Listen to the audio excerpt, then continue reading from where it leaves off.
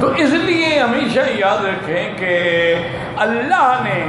سب سے افضل، ہمارا عقیدہ ہے، سب سے اکمل، سب سے اجمل، سب سے اعلیٰ،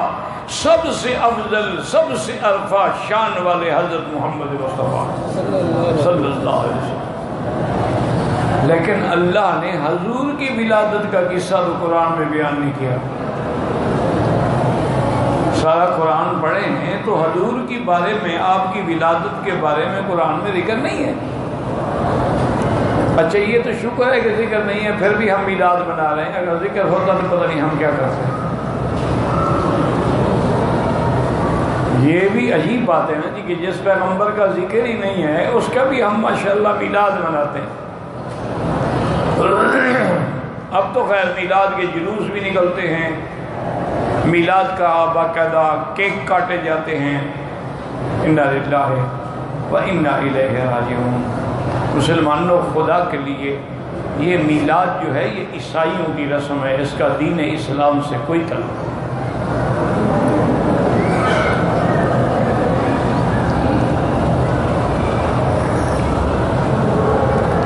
حضور پاک نے تو حکم دیا ہے کہ رات کو سوئیں تو گھر میں دیا جلنے نہ دیں، چونکہ دیے ہوتے تھے تیل ڈال کے اور اس میں خلیطہ رکھ کے،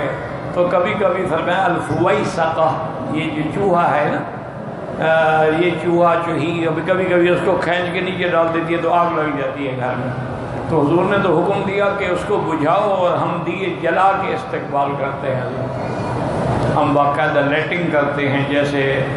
کرسمس پہ لائٹنگ ہوتی ہے نا، اب ہم بھی تو ان کے مقابلہ کر رہے ہیں۔ انا للہ و انا الیہ راجعون۔ ولا نقول الا لا حول ولا قوۃ الا باللہ العلی العظیم۔ دعا کریں اللہ ہدایت دے، قوم کو بھی سمجھ دے کہ وہ رہبر اور رہزن میں فرق کر سکے، وہ عالم میں اور مداریوں میں فرق کر سکے۔ یہ نہیں ہے کہ جو آدمی بس جھنڈی اٹھا لے بس کے پیچھے چل پڑو۔ تو اس لیے اب حیرت کی بات ہے نا جی کہ جو سب سے افضل ہیں، ایک آیت میں بھی بس یہ فرمایا کہ لقد من اللہ علی المؤمنین اذ بعث فیہم رسولا،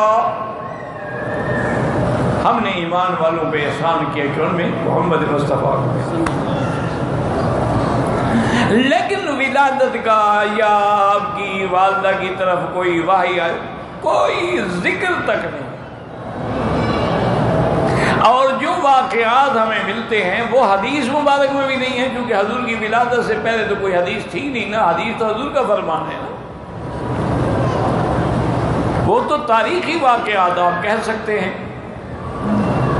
تاریخی روایات آپ کہہ سکتے ہیں کہ حضور کی والدہ نے یہ کہا کہ میں آوازیں سنتی تھی، جب حضور پیدا ہوئے میں نے روشنی دیکھی تھی، تو بی آپ کی والدہ کی باتیں ہیں، وہ حدیث و قرآن میں تو نہیں ہے۔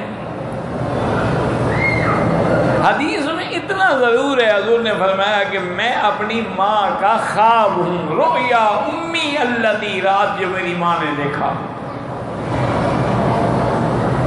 اور اسی طرح یہ بھی فرمایا کہ انبیاء کی مائیں پہلا ہے، ان کے بارے میں پہلے سے خواب دیکھتی ہیں، یہ ذکر آیا حدیث مبارک میں کہ انا دعوت ابی ابراہیم، میں ابا ابراہیم کی دعا ہوں، و بشارت اخی عیسیٰ، اور عیسیٰ علیہ السلام کی خوشخبری ہوں،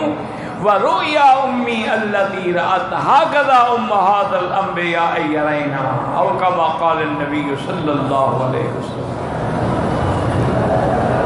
لیکن اللہ نے موسیٰ علیہ السلام کا تو اتنی تفصیل بیان فرمائی ہے۔ اچھا عیسیٰ علیہ السلام، عیسیٰ علیہ السلام کی تفصیل کا تو یہ عالم ہے کہ صرف عیسیٰ علیہ السلام ان کی ماں کا ذکر نہیں، ان کی نانی سے بھی قصہ شروع ہوتا ہے۔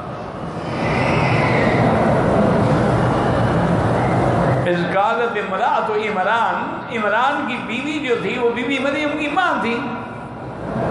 تو عیسیٰ علیہ السلام کی نانی بنی نا، تو اس سے اللہ نے قصے کا ذکر فرمایا ہے کہ انہوں نے کہا کہ یا اللہ میں نے منت بانی ہے